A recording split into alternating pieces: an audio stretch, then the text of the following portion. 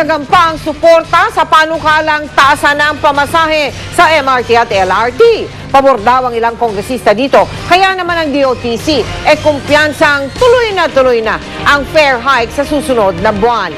Nakatutok si Julius Segovia. Hindi kinontra ng mga miyembro ng House Committee on Appropriations sa taasan ng pasahe sa MRT at LRT para raw mabawasan na rin ang government subsidy. Ayon sa mga kongresista, malaking bahagi kasi ng pondo ng Department of Transportation and Communications kinakain ng subsidy sa MRT at LRT.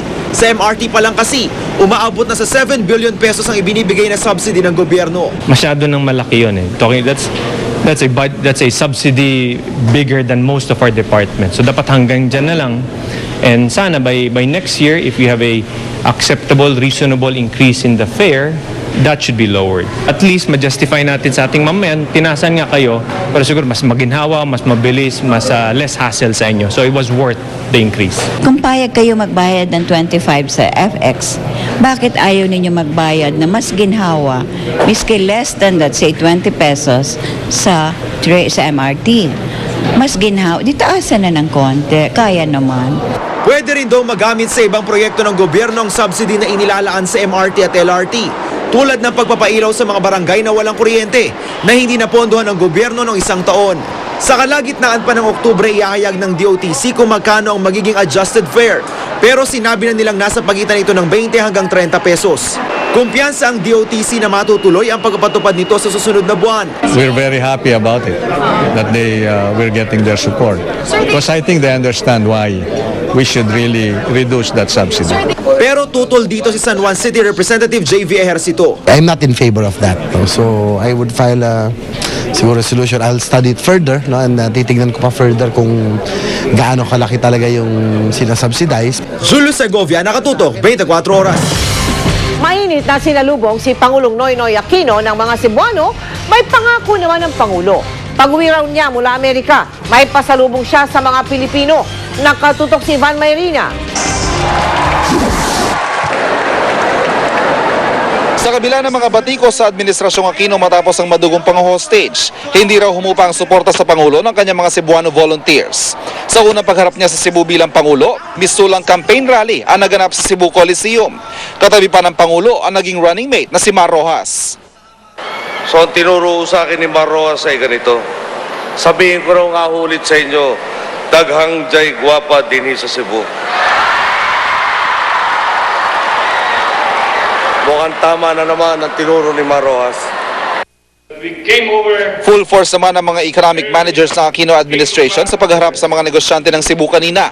Nagbigay sila ng briefing sa direksyong tatahakin ng ekonomiya sa ilalim ni Pinoy at ang magiging papel ng Cebu sa mga planong ito. Paglaban sa katiwalian at red tape, pagtitipid at good governance ang naging tema ng kanilang mga pangako sa mga negosyante. Malaki ang kontribusyon ng tinaguriang Queen City of the South sa ekonomiya lalo na sa larangan ng turismo at export. Nakakuha rin si Aquino na mahigit 1 milyong boto sa Cebu noong May 2010 elections. Cebu is going to be crucial to the future growth plans of the Philippines. In fact, what's happening in Cebu is part of the future that we'd like to see in the Philippines. Aquino III. Sa kanyang talumpati, ibinida ni Aquino nakakadalawang buwan pa lang siya sa pwesto ay lumalakas na ang senyales ang pag-angat ng kumpiyansa ng mga mamumuhunan sa Pilipinas. Patunay daw dito ang masiglang stock market nitong mga nakaraang araw. Hinimok din ng Pangulo ang mga negosyante sa isinusulong niyang public-private partnerships. Humarap din ang Pangulo sa mga nakinabang sa Pantawid Pamilyang Pilipino program na balak gastusan ng halos 30 bilyong piso mula sa budget ng DSWD. Ngayong buwan tutulak ang Pangulo sa Amerika para dumalo sa United Nations General Assembly. Excited niyang ibinalita ang libu-libong trabaho raw na pasalubong niya pagbalik ng Pilipinas. We're not talking 100, 200 jobs, 500. We're not even talking 1,000. We're talking a lot more than that. Na sure. Tapos we're hoping to generate even more beyond that number. Pero yung sure ko, hindi nakakahiya. Tiniyak rin ng Pangulo na magiging matipid ang kanyang biyahe. Kanina, inanunsyo niya na kanselado na ang kanyang pagpunta sa Brussels, Belgium ngayong Oktubre para sana dumalo sa Asia-Europe Summit at makipagpulong sa ibang mga heads of state. We're trying to make it as lean as possible.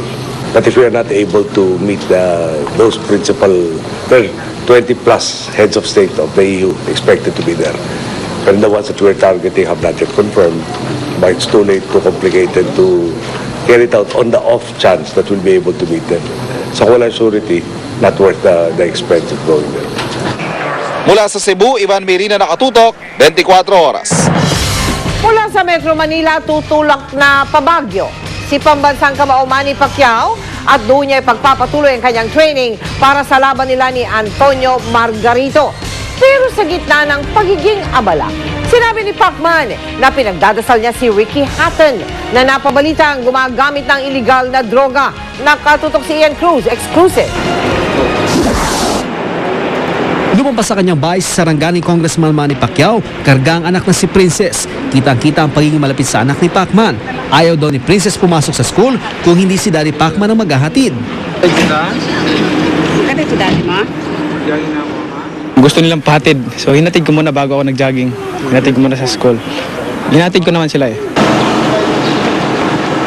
Mula eskwela, diretso jogging ang pambansang kamao kasama ng ilang malalapit sa kanya sa oval sa kanilang village sa Binyan, Laguna na mahigit 1 kilometro ang haba.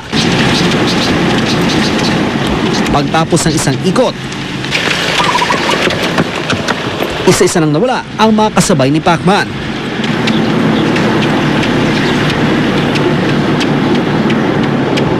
Isayado siya. Ay kami, hanggang ano lang, bantay-bantay sa kanya.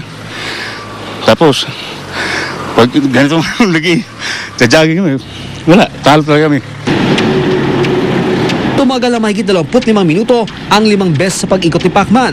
Panimulang paghahanda sa laban kay Antonio Margarito sa Nobyembre. Magandang laban to kasi kahit na although ano siya, bagal siya pero talagang aggressive fighter na pasok ng pasok, nandun, tsaka higit sa lahat, malaki siya. Sa 20 ng buwang ito naman, ang simula ng training camp ni Pacquiao sa Baguio City. Pero ngayon pa lang, nakasubaybay na si Bubay Fernandez na matagal ng miyembro ng Team Pacquiao. Samantala, nabalita ng pambansang kamao ang balitang paggamit ng bawal na gamot nang tinalo niyang Brito na si Ricky the Hitman Hatton. Kung totoo raw ito, dapat mairehab na si Hatton para di na siya malulong masyado. Dasal ko na magbago siya at saka ituwid niya yung buhay niya dahil may pamilya siya, may mga anak siya, may pamilya siya. So, masakit para sa akin kahit nakalaban ko siya. Pati nga kay Floyd Mayweather Jr. na nakulong at nakapagpiyasa kamakailan dahil sa pananakit ng dating nobya. May payo ang Filipino ring icon.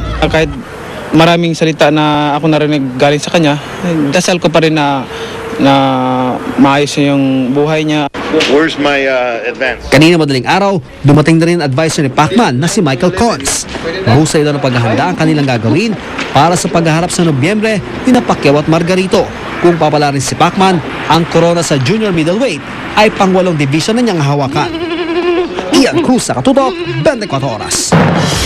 Susunod! Isang mayor sa Zambales inireklamo ng panggagahasa ng isang dalagita. Raymart Santiago tinanong tungkol sa isyu tungkol kina Claudine Barreto at Angelica Panganiban ang kanyang sabaw. Mapapanood ninyo sa pagpapatuloy ng 24 oras.